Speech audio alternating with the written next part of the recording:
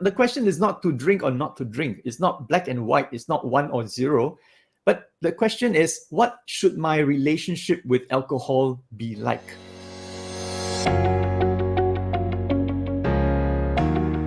Welcome to the WADT podcast. Do you drink? And by that I mean alcoholic drinks like beer, wine, and different kinds of spirits. Singaporeans consume on average around 2 liters of alcohol each in 2018, which was among the lowest in Asia Pacific. Now, this was partly due to the heavy taxation of alcoholic beverages in Singapore. But even so, health officials were concerned about a rise in unhealthy habits among the young because of the harm alcohol has on the body. In this episode, we will reveal the truth about alcohol so that you will be better informed the next time you have a drink. Well, joining us today again is Eugene Chong, clinical psychologist from the Seeding Minds. Welcome, Eugene, and of course to you, Hafiz. Yep. Good to see all of you again. Nice to see you. Okay, today we're talking about alcohol. Let me first ask you, do you know what alcohol really is? What is another name for alcohol? I think that the main ingredient scientifically is ethanol, right? That's right. Okay. Because this particular thing, when you take in, all right, in certain amount or in any amount at all, it will affect the function of your brain. That's little I know. Yeah, that's very true. Yeah. Ethanol is something that you use as a additive in sports car engines and rocket engines to enhance, to magnify the combustion in those engines to give you more power. All right. So imagine if you're putting ethanol, such a substance into your body, you can imagine what it actually does in your body. In other words, it basically burns you from inside out. Now, I speak this from, I want to say personal experience, but not because I have been an alcoholic, but I've seen alcoholics. I've lived 10 years in one of the Central Asian countries where vodka, is drunk like we drink tap water in Singapore. All right. So, and vodka is sold in 100 grams. All right. So you just drink 100 grams, just a little cup, like a shot. You just drink it, and you don't even have to buy the whole bottle. Okay. And so people would drink and drink and drink and then, get drunk and they will sleep in the park. And sometimes they forget that it is in the middle of winter.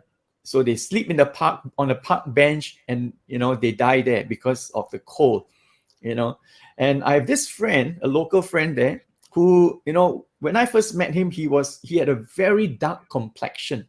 So I thought, he must have been working out in the sun, all day long, right? And he's a Kazakh, and so Kazakhs are nomads. They are basically shepherds. They look after flocks of sheep and cows and things like that. So I thought because he spent a lot of hours a day out in the sun, and therefore he has this suntan. But actually, the truth is, no, that's not why he has this dark complexion. All right. He has this dark complexion because he was an alcoholic. He drank a lot of vodka. And so he was basically burning from the inside out. Okay. And it's gone to the extent where it's now affecting his pigmentation on the skin and giving him this dark complexion. And then later on, he recovered from his alcoholism. And I saw firsthand the transformation. His complexion became fair, which is actually the normal complexion for a Kazakh. Kazakhs are generally fair. Okay, they are as fair as a European or Caucasian. Okay, fairer than Singaporeans. So I saw the transformation from a very suntan, dark complexion guy. Okay, because of vodka drinking and to a fair-skinned Kazakh, all right, after he has recovered from his alcoholism. So I've seen it firsthand. Okay, so Paksan and Eugene, why people drink alcohol? Well, I think because I ask you because I don't drink. Actually, in fact, right, I also don't really drink alcohol per se, but occasional, probably celebration, then probably alcohol will be consumed. But I think generally within the Singapore context, right, most people drink alcohol is more within the social context. That's what I can observe and see. But suppose that it's beyond the social context, right? There are some reasons that within my practice that I do see people who come to look for or require therapy is because they tend to use alcohol as a masking effect. So, for example, they may be experiencing some form of depression or some form of anxiety. Alcohol helps them to soothe their anxiety because it reduces the tension and it helps the body to relax. So I think it probably is a substance that they tend to use to manage what they are actually going through. So I think that is one of the point that I want to make. Yeah, I think a lot of people use alcohol to as a stress relief method, all right? And in social settings, alcohol has been proven to lower your inhibitions, and so you feel more free to open up and to have conversations and things like that, especially for shy and introverts. It helps, yeah, but so the question now is, if you without alcohol, can you still have a conversation? All right, do you still have the boldness? And so I think there's something deeper than that. But yeah, those are ways around some of the things that they feel are not missing in their lives, and so they use alcohol to kind of get around it.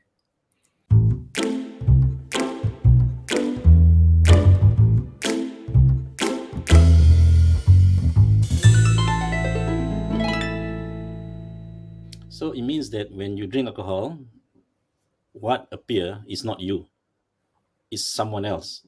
I mean, not the personality that you naturally behave with, right? Kind of. Yeah. So another thing that I want to bring up, right? I think we are fortunate in Singapore that there are a lot of laws against drinking alcohol, as in terms of protecting even the young, like those below 18, they cannot purchase alcohol, which is very different in many other countries. I actually travel in this region, certain country, that the alcohol or the beer is even cheaper than bottled water, right? Such that it becomes a addiction problem among the young, right? That's So right. become it's so cheap, it's so available, and advertisements of alcoholic drinks everywhere. It becomes a part of the culture. And what more, it can relieve stress. It makes you forget about the realities of life. For example, if they are suffering poverty and even stresses in life, not because of like in Singapore, right? Because we work too hard, and thinking about material every time. For them is it's more of hardship, in life that make them want to drink such that they forget, but it comes with a lot of negative effects. Yeah. Correct. That's right.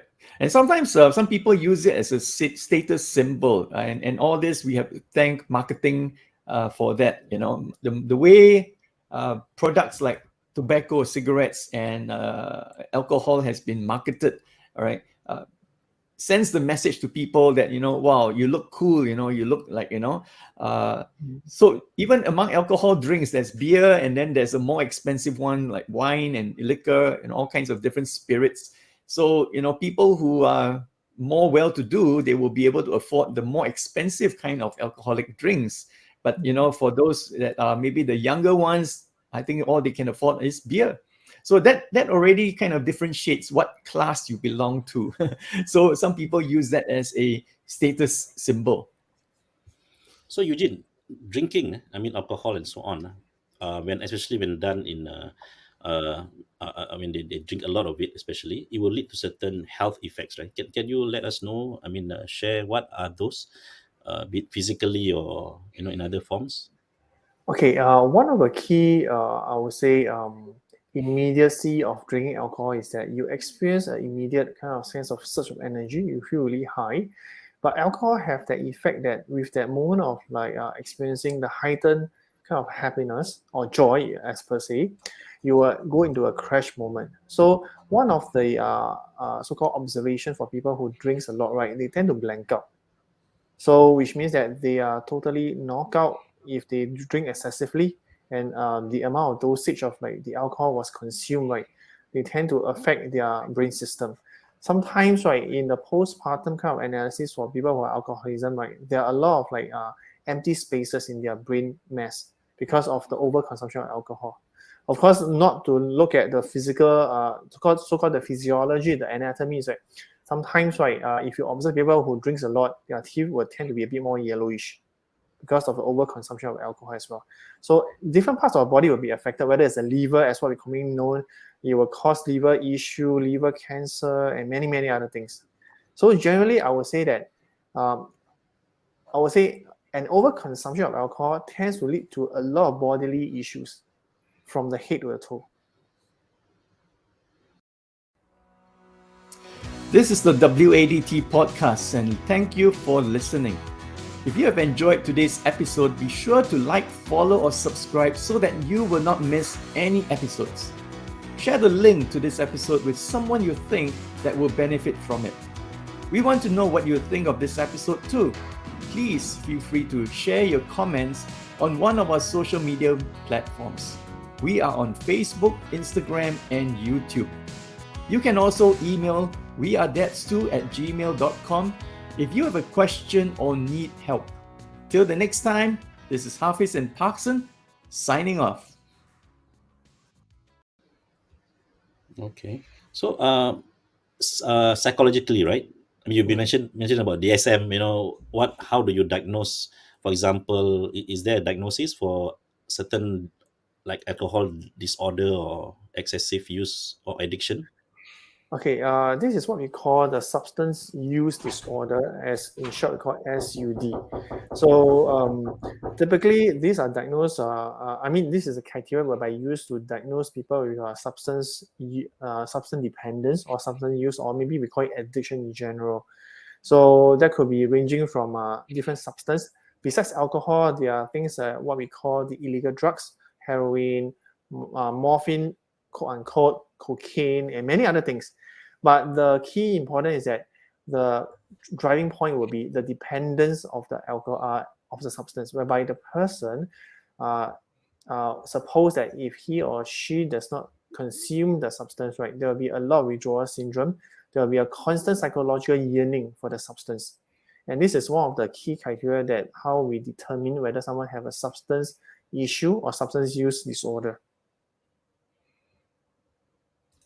Yeah, I think all kinds of substance abuse and addictions, whether it's to alcohol, to drugs, to any kind, that is basically due to a need in a person's life that is not met, and so the person is kind of stumbles upon this, and it happens to meet their needs, and it produces the kind of dopamine in their brains. And once the dopamine is produced in your brain basically tells you let's have more of that.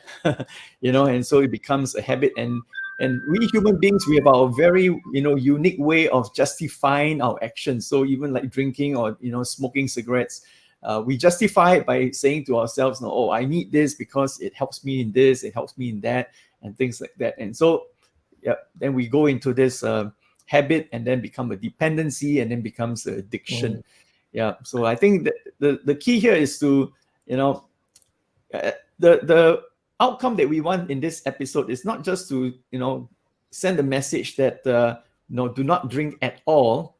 Well, for those who have not started to drink, yes, our message is don't start, because there is actually hardly any health benefits. Okay, you might have read about it, you might have heard about it, that a glass of wine or two a day, all right, it actually benefits your heart health.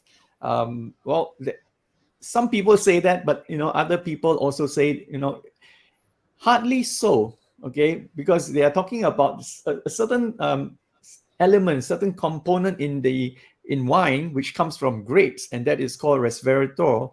Resveratrol is something good for heart, but the amount of that substance in wine, okay, is so little. So the experts begin to question whether that quantity of resveratrol, is it really enough to give you that kind of significant heart health benefits.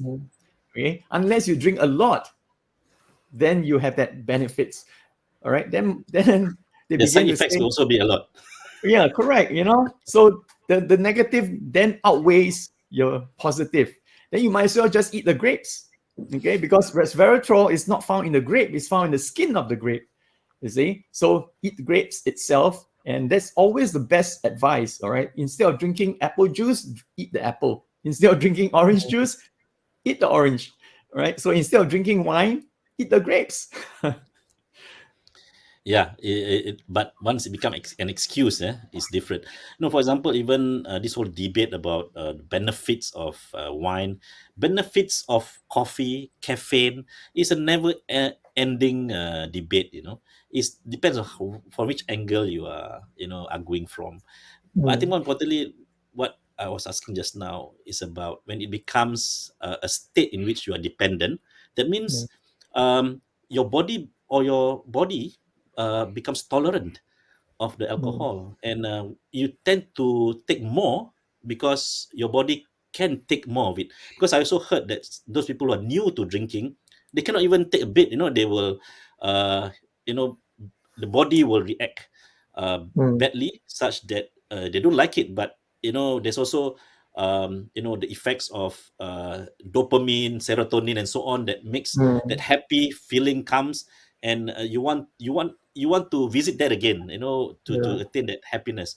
But again, once your body is tolerant of it, you tend to drink more of it, and you want to go back, you know to the same thing that you have felt before. All right, so again, it can worsen as you take more and more of it. Yeah. Yeah, I think that's very true, especially for men, because the thing about the dopamine effect is that for men especially, they tend to be producing much more than the amount of women who drinks at the same time. So there are research that was carried out to do a comparison between men and women when they drink, the amount of dopamine that was being produced. Men tends to produce at least 2 times more, or maybe even more, or 3 times more compared to women. And therefore, when a man drinks, you tend to feel much more elated compared to a woman. And that kind of elation, right, tends to reinforce the need. I think I need to drink more. So the more I drink, the more happy I feel, the more kind of like a positive sensation that goes around my body, and that's reinforced the whole thing. So that could be one of the reasons why when men drinks, it will become a bit challenging and problematic, and that's where there's a correlation. Not probably I will not say that there's a cause. There's a correlation between over drinking or excessive drinking and violence.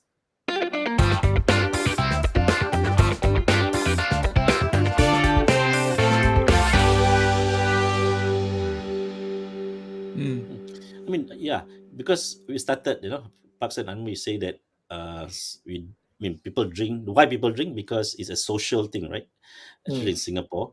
But on the other end of the spectrum, drinking too much, and it will affect your behavior, and it will affect your interpersonal problems. It will affect your marriage, your relationship with your spouse, your children.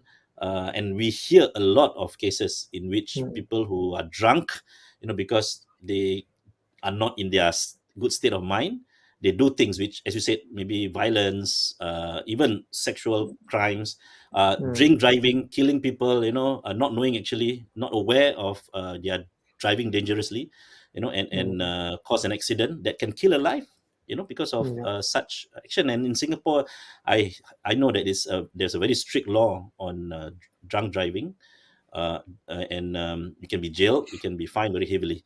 Yeah, and that really helps to protect the public. Yeah, who are innocent. Yeah.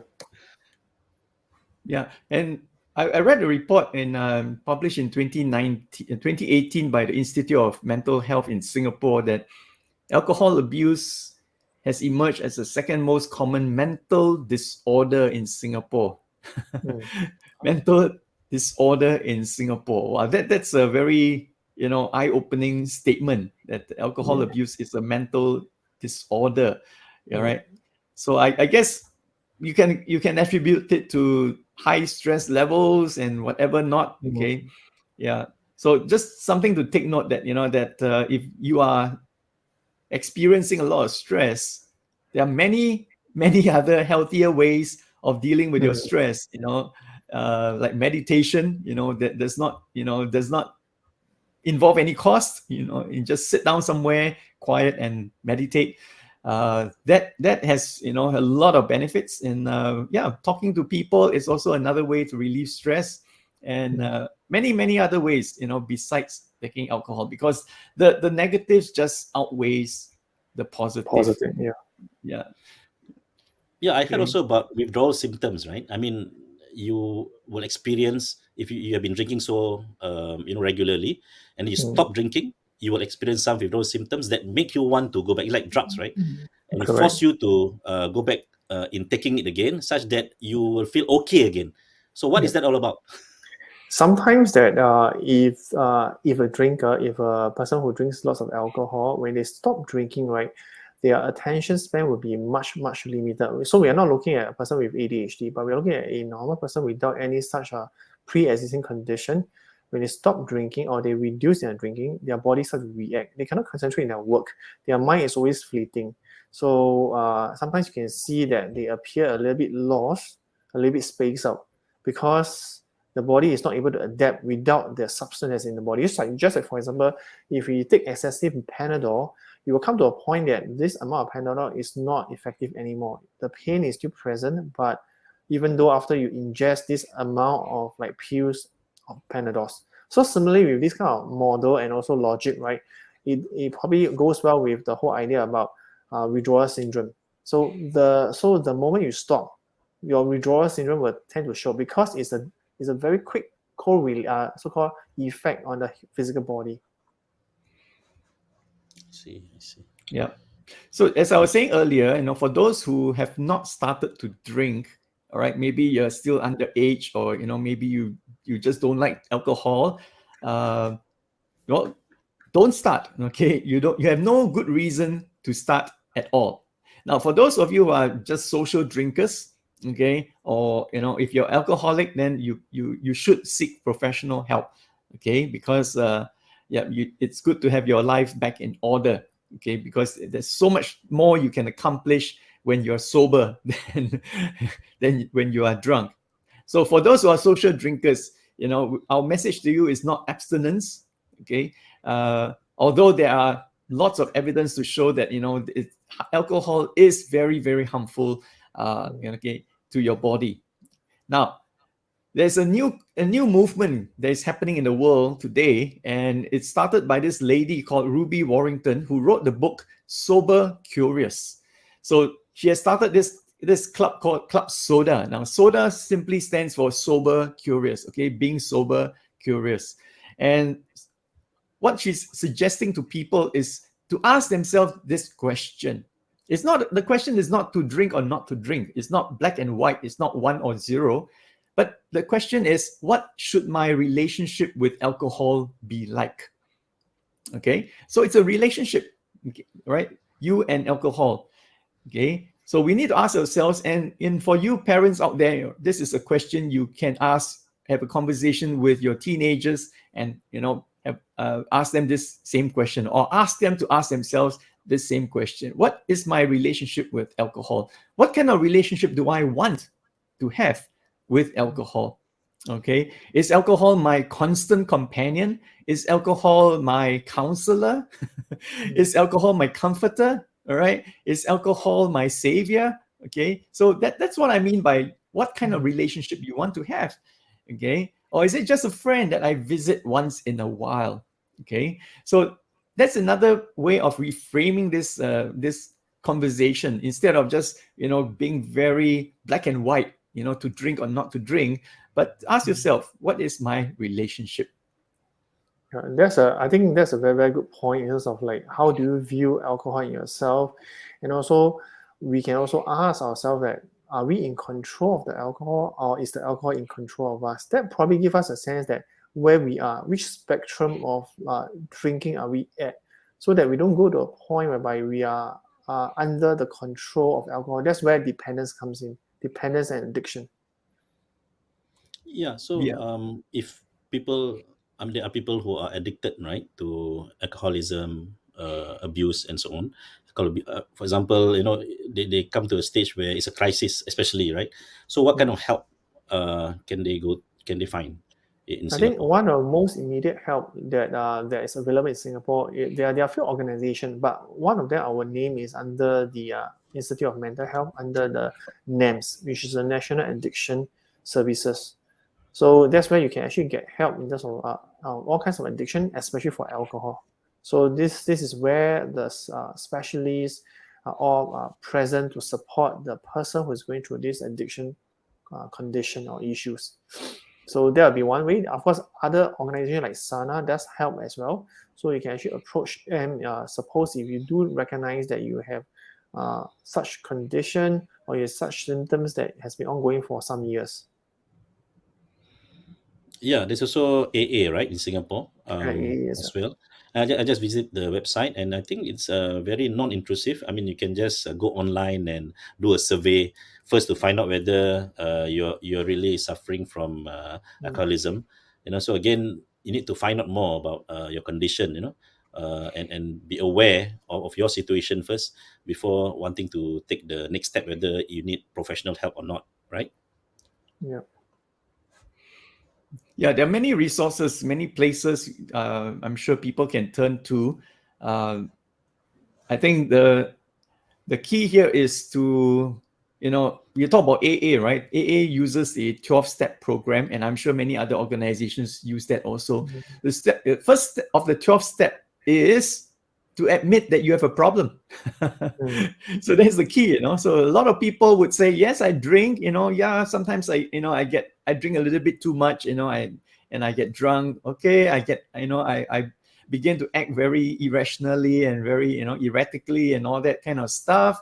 But generally, I still have it under control.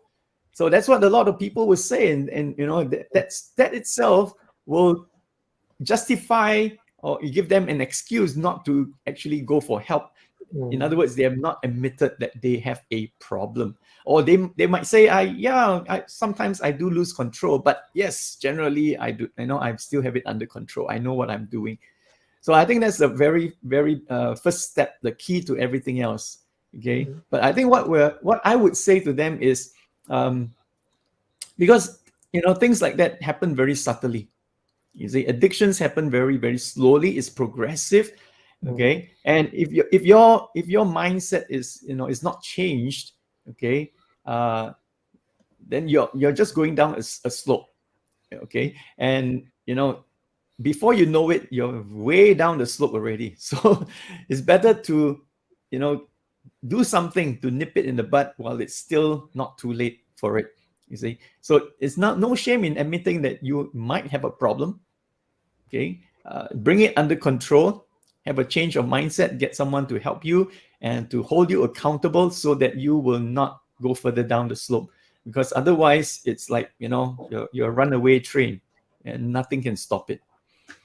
Yeah, I think it's powerful in this kind of approach that also not only talk about self awareness and changing self habit, but I'm sure they have groups, all right, listening to another person's experience and learning how the person have gone through difficulty and then be able to solve the problem. That itself is very, very important in trying to change, especially when being an alcoholic is something that is so difficult to change. It's definitely difficult, but it's not impossible, right? That's true. So maybe for the audience out there, if you do probably notice that there are some symptoms here and there, you may want to do your own assessment. So there's this very simple assessment that I can introduce to you. You can go online to search. It's called a CAGE questionnaire, CAGE. So there are 4 simple questions that you can ask yourself, but honestly asking yourself. So it is a kind of like a revelation for yourself. So the first question it could be asking you is that, have you ever felt that you should cut down on your drinking? Number 2, have people around you feeling annoyed by you, such as criticizing that your drinking habit has been quite excessive or things like that? Have you felt bad or guilty about your drinking? And the last question is that, have you ever had a drink first thing in the morning to even steady your nerve or to get rid of a hangover? Sometimes they call it an eye opener. So these are the good questions that you can do a self-assessment even before you consider what kind of other help that you might need. Okay, that's good. That's a good tip and guide. So actually, we are just speaking with Eugene Chong from Sitting Minds today, and it's on alcoholism and or drinking. And definitely, if you feel that you are struggling with such issues in your life, or you need help, please do not hesitate to in touch with Eugene at Sitting Minds, and you can find the link in our show notes, and use the promo code WADT 20 to get a 20% discount for your first 2 counseling sessions, and the code is valid till 31st of July 2022. Which means your first the 2 sessions must be held before 31st July. And we'd like to thank Eugene also for going through a series of very, very interesting and important topics in the Manhood 2.0. This will not be the end. We will be calling you again, and because we learn a lot. Sitting down, here, I learn a lot, from you, even from Paksan, and I'm sure I also re-listen to the podcast. Sometimes I miss it, so it's really something that really benefit. I'm sure benefit so many people out there. Thank you very much, Eugene. Thank you. Yes, thank you, Eugene. Thank you for inviting. Right, so we come to the end of today's discussion. We hope it has benefited everyone, and hope to see and all you again, to meet all you again in our next episode. That's all. Thank you very much. Bye-bye. This is the WADT podcast, and thank you for listening. If you have enjoyed today's episode, be sure to like, follow, or subscribe so that you will not miss any episodes. Share the link to this episode with someone you think that will benefit from it. We want to know what you think of this episode too. Please feel free to share your comments on one of our social media platforms. We are on Facebook, Instagram, and YouTube. You can also email wearethatstew@gmail.com if you have a question or need help. Till next time, this is Hafiz and Paksan signing off.